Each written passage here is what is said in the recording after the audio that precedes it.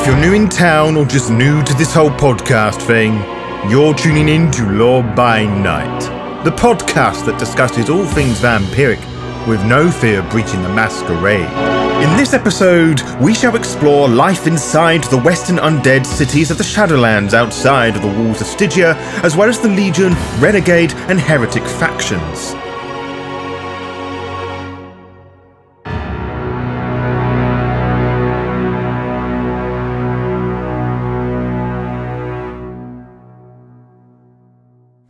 Heavens to Betsy and Murgatroyd! How could I be so foolish? The last few sessions we have had Find Explorer, we have dived deeper and deeper into the underworld, but it occurred to me most recently during our recent conversation that we totally skipped over the areas that traversed almost common to us all in the Phoenix Institute, the Necropolis. Scandalous, really. I was just far too excited about our deeply forbidden findings, and you are most terrible for letting me get carried away with it all. I jest, of course. I don't think you're terrible at all. Anyway, let us stop this diddly-daddling and let us fix the oversight of my previous lectures. So, what is a necropolis exactly? Now, we touched on it once or twice before, both of which were quite some time ago, so let me reiterate. Well, for the short answer, a necropolis is a city of the dead, an amalgam of haunts located in the Shadowlands. Necropoli are the standardized term for any hierarchy outpost in the Shadowlands. I can see that has only added some confusion, so let us break down what haunts and Shadowlands are. The Shadowlands are very similar to our own world, but oh so very different. It runs parallel to our own, but few can see it. Perhaps it might be easier for you to understand it as a blanket that covers the Skinlands. A multitude of subtle differences make up the world of the Wraiths. The shadows that cast are there are much darker and longer, highlighting decay rather than obfuscating it. The churches are more gothic and more gargoyles to boot, whose wicked designs claw up the architecture. The winds howl louder, and the cold is more bitter. You get the general idea now, I'm sure. A Wraith living in the Shadowlands of New York, for example, can walk from Manhattan to the Bronx, but objects that are still remembered in the living world exist in the Shadowlands. I suspect the twin towers that exist there. A city of the Shadowlands is called a necropolis, by the way, the plural being necropoli. The residents occupied by Wraiths and necropoli are known as haunts. Their Skinland equivalents feel creepy and spooky for this reason, but one Wraith is not enough to make a place feel haunted. It is not uncommon to find many Wraiths tied to the same buildings, roads, and more. Such connections spawn from the Wraith's feeling in life. For example, such haunts might have been the house they were born in, the club where they met their lifelong partner, the alleyway they were stabbed, etc. In short, haunts tend to have strong emotional connections with that Wraith. We have observed that because of the constant presence of Wraiths, the shroud in or around a horde is much thinner than normal, making it easier for Wraiths to cross through or use their arcani, giving the quick, the mortals that oh so creepy feeling when they roam nearby. As a result, hordes are left derelict, perfect for all the spooky behaviours, or as today youths called it, spoopy. As for the cities themselves, each necropolis is designed around a central citadel, which are made from the ghosts of destroyed buildings, reinforced and designed to be haunts that will survive maelstroms and all sorts of spectral attacks. Each necropolis is garrisoned by armed and armoured legionnaires, ready to defend the citadel at a moment's notice, individuals I'll explain later on.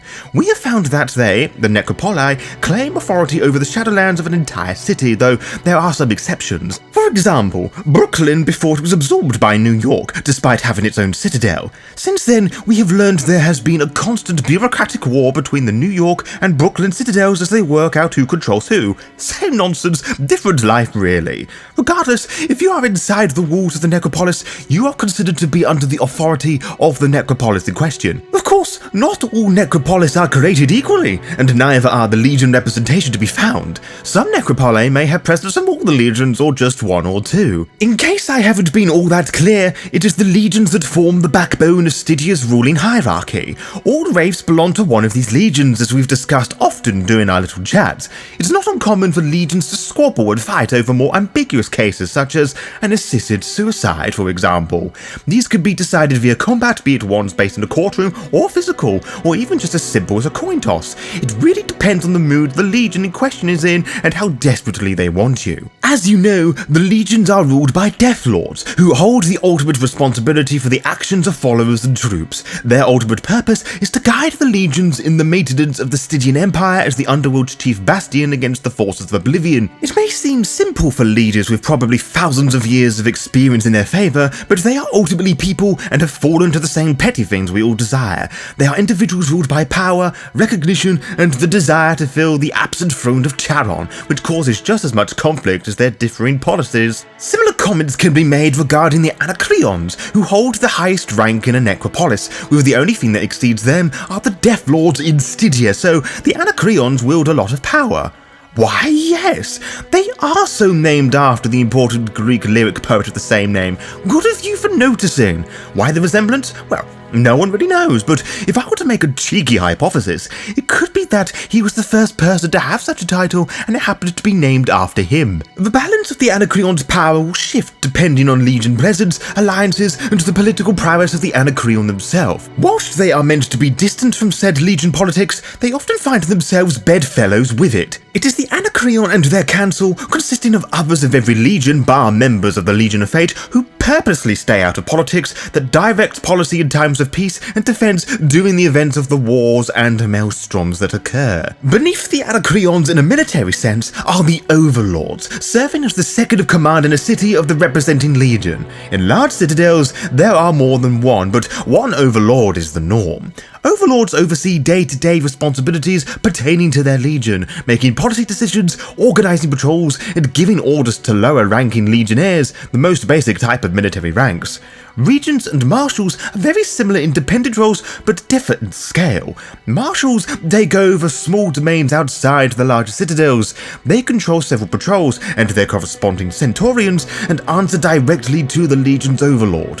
Regents are elevated Marshals in essence, who we have seen referred to as the Law on more than one occasion. Centurions, like the Roman equivalent, represent the most basic of officer classes, commanding between 4 to 20 wraiths, the aforementioned Legionnaires. Not everyone is a military shock trooper in the underworld. Those that aren't recruited into a legion find themselves doing civilian work which, in the necropoli of the underworld, including Stygia, serve to uphold their necropoli and act as a census marker, providing safe refuge for all in the underworld. Civilian work and life would also differ depending on the legion you are a part of, but I feel more time is needed for us to talk about each legion, time we unfortunately do not have tonight. I know, it is most dreadful. Anyway, returning to more civilian matters, Chancellors act as overseers of civilian functions. Ministers, on the other hand, deal with the various bureaucratic departments and are often selected by Legion Alliance rather than as a specialist in a given subject. Then there are the Inspectors, who I suppose are the Wraith equivalent of Marshals, handling day-to-day operations within a section of a necropolis. Of course, one couldn't possibly forget the Adjusters, and they organise and oversee the clerks, who are basically the ruck and run of the civilian Wraith population, doing what you and I would consider grunt work and day-to-day tasks. Now, it would be silly to assume that everyone aligns themselves to Stygian rule, which most Western necropoli ally themselves in some capacity, officially speaking at least. It makes sense, given Stygia wields the most wraiths, power, and wealth. Yes, even in death, it is impossible to escape the terrifying grips of capitalism, but to digress with Stygian politics brands you a heretic, and to pursue the path of religion and spiritual transcendence makes you a heretic. These are essentially umbrella terms for many groups that share similar ideologies but differ very differently from each other, and I am sure it doesn't need saying, but just in case I am wrong, which is very, very rare, but just because the heretics and renegades are foes of the Stygian conglomerate, it does not make them the immediate allies of spectres, or each other for that matter. Granted, such things can exist, but we have read many reports regarding such interesting collaborations being very short-lived, with either the renegade or heretic being pulled into the labyrinth, or spectre, renegade, or heretic, or all three of them being dumped in the hands of the hierarchy. Renegades are the wraiths of Stygia, whose agenda does not lie in the following the government of the dead or seeking transcendence, the state where the wraith accepts their death and moves on from the underworld to whatever inevitable existence waits beyond. Instead, renegades march to the beat of their own drums over a huge range of interests, from actively fighting the hierarchy to simply wanting to be left to themselves. Since the existence of Stygia, renegades have always existed, but it's the three abominations at the climax of the Third Great Maelstrom which has indeed caused by many a renegade group that quashed their numbers aplenty. Their numbers in Necropolis vary widely from single operators to large organised gangs that hierarchy wraiths dare not tread. Policies change often, as do their members as groups merge and dissolve constantly. Leadership fluctuates at similar rates. Some are dictators that claim their barbaric practices as law, whilst others are akin to modern-day influencers with a cult-like following or even creating cults themselves. From our research, one can summarise various renegade groups in one of four ways. Protesters, or poles, are the fanatical groups that actively fight the hierarchy, forming groups called cells. On the contrary, idealists or dealers wish to improve the hierarchy rather than destroy it completely.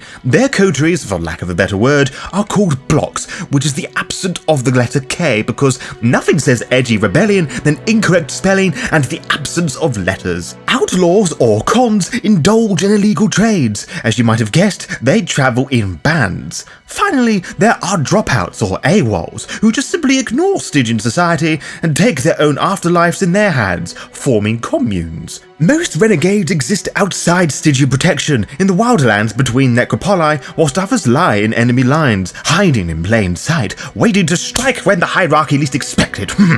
Regardless of lifestyle and means of attack, if such a thing is a desire of the wraith in question at all, they all want a better lifestyle than what they have, free from totalitarian rule without the slave trade that runs through Stygia's ecosystem, but this implies that there is a general consensus that there is such a thing as the average renegade. It also implies that there isn't some grand orchestrator creating the illusion of freedom. If you think I am joking, we have read reports on a supposed renegade lord, a woman who rules a renegade council, all of which the hierarchy has been looking for centuries. Allegedly. You can choose to believe what you want, but one thing we at the Phoenix Institute know to exist are the heretics, formerly the Shining Ones, who revolted against Charon's decision to not focus all of his attention on helping those achieving transcendence, dating back to the Proclamation of Reason, which, to bastardize briefly for you, was the big old speech Charon made when he learned of the heretics' betrayal. The hierarchy, by and large, view transcendence as a myth, some form of propaganda perpetuated by religious Fruit Loops. It could easily be a means of keeping their people in line, not to join the enemy, as the heretics squat and build their temples in the same badlands hosted by the renegades, or hiding amongst the main enemy.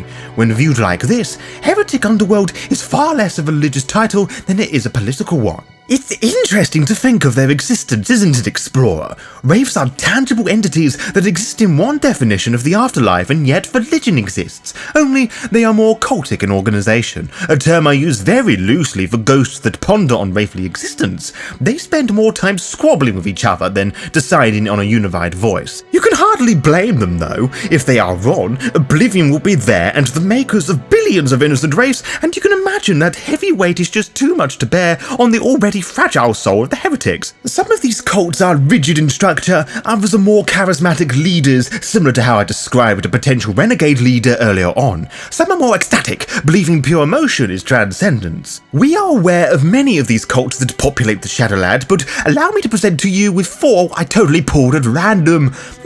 Yes, the Children of the Green view the underworld through an adaptation of what some would describe as neo-pagan principles. Believing their post-mortem existence works as a sort of balance to the living world. They strive to achieve peace, eliminate soul forging, and otherwise provide a moral counterweight to all the horrible acts committed in the underworld. And we have, the cult of Nudri are contained within the Artifice Guild. They view the great smith Nudri as a divine figure of worthy worship. We are unable to confirm what Nudri himself thinks of this. And we have, the Riders of the Wheel, and they substitute chance for fate, as they believe gambling to be the purest form of observance. Finally, we have, the Host, wraiths who believe themselves reborn as guardian angels for the living, and act as such in deliberate defiance of the dictum mortem. One of the most widespread heretic groups, they have spread across various Necropolis with lightning speed. They are led by a mysterious wraith known as Michelle, whose capture is a hierarchy priority. It might also be Michelle. It ultimately doesn't matter. Just put the weird ideologies of the heretics aside for one moment. It is not hard to see similarities to our own world for a fleeting moment. People of all shapes, sizes, colours and genders trying to live the life they can under various depictions of rules, each one having their own voice, claiming their way is the right way, and anyone who disagrees is a dishonest pig. The breakdown in communication and the questionable moral choices in life is just as frequent on the Skinlands as it is in the Shadowlands. You could view it as a darker, grimy mirror that glares you an unpleasant reflection. I am curious though, what would you do in such a situation? If you were forced to bend the knee to the rulers who claim what is good for your mind, would you? Or if the opportunity came to heed the battle cries of rebels who claim what is good for the heart, would you shout and fight with them? Or what if preachers that you knew were shunned by the masses because they claimed what is good for the soul? What would you do? Who would you listen to? To be kept updated, follow the Law by Night VTM Twitter and Instagram pages to find out when we upload each episode. You can also find out by subscribing to the YouTube channel and clicking on the little bell, as you'll be immediately notified when the latest episode is live. Until next time, farewell.